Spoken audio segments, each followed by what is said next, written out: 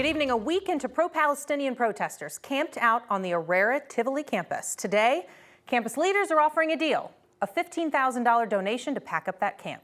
Good evening. I'm Jennifer Meckles. And I'm Kim Christensen. Our Janelle Finch is live on campus to walk us through the offer and what protesters are making of it. Janelle?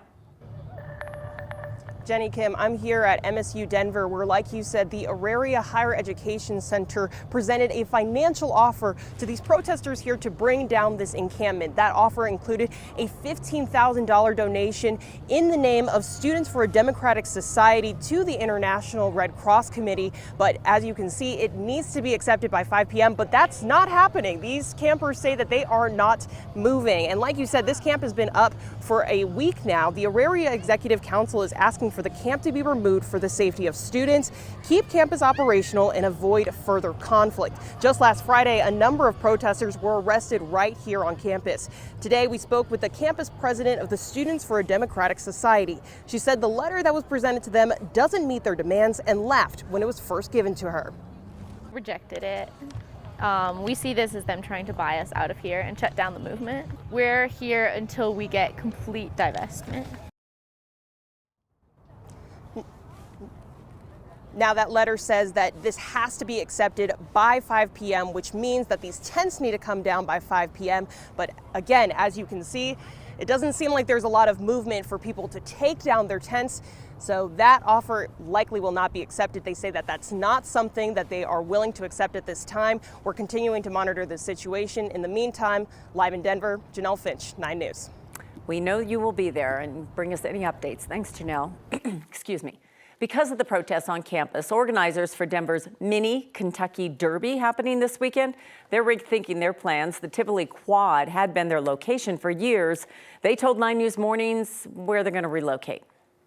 Unfortunately, yes, we had originally planned to be at Tivoli Quad at Auraria campus, which, as you guys just showed, there are ongoing protests there at a big encampment. So we were forced to move this year.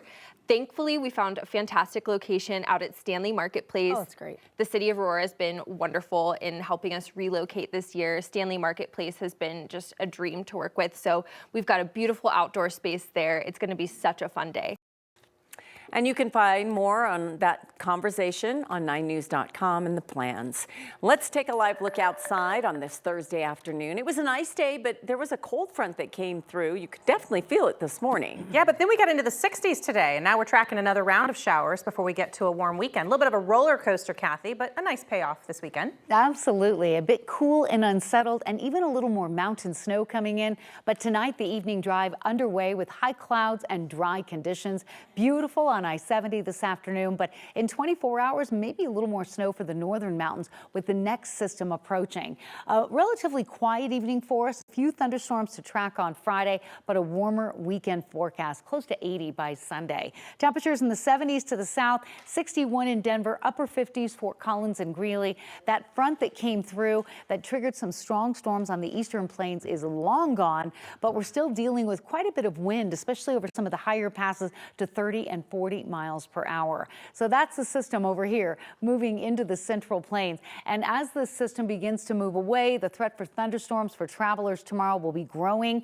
We are enjoying kind of a quiet evening and a quiet day tomorrow with the severe weather threat off to the east of us until late in the day tomorrow, and tiny area of eastern Colorado under that slight risk for a storm that could produce some wind and maybe some hail. When we're under a marginal risk, it usually means wind is going to be the biggest threat. The potential for hail is there. Thankfully, low tornado risk and a lot of lightning with storms that could develop tomorrow. No storms this evening, though. It looks beautiful. I'll have more on the Friday forecast coming up.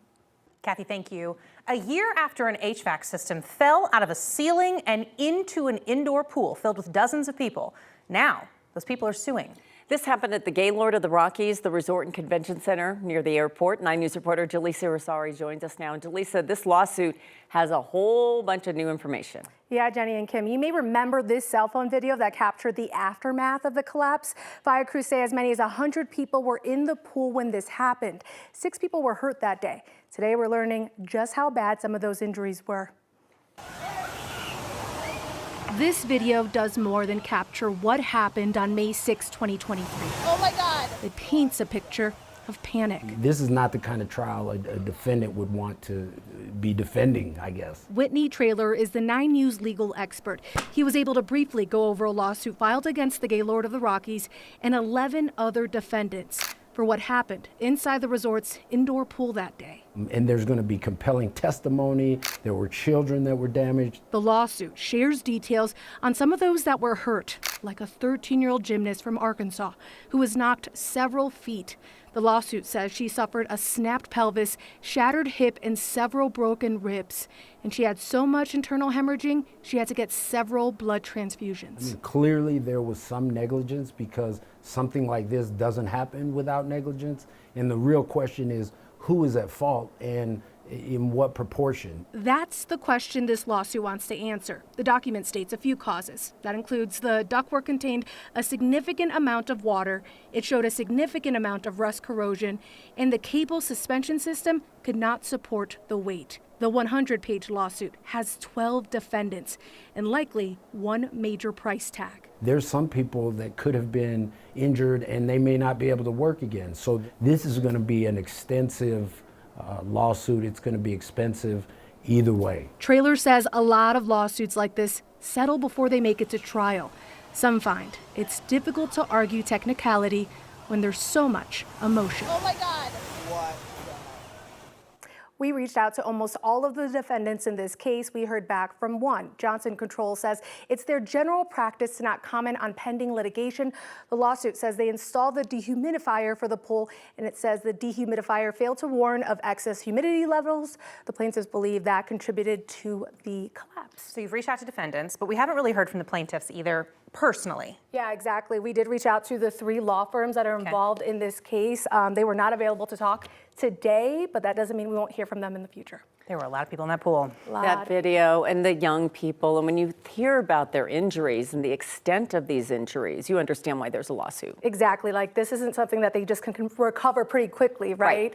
These injuries will last a while. Okay. Well, and a lot of people to look at for blame in this situation, like who fixed what and everything else. That's why you have so many people involved. Exactly. Yeah, Whitney Traylor actually said that it's going to be a lot of finger pointing if this does actually go to trial, because, you know, no one wants to take the blame for this. Yeah, not one person, that's for sure, one group or one, somebody else that fixed something. All right. Thank you, Jaleesa.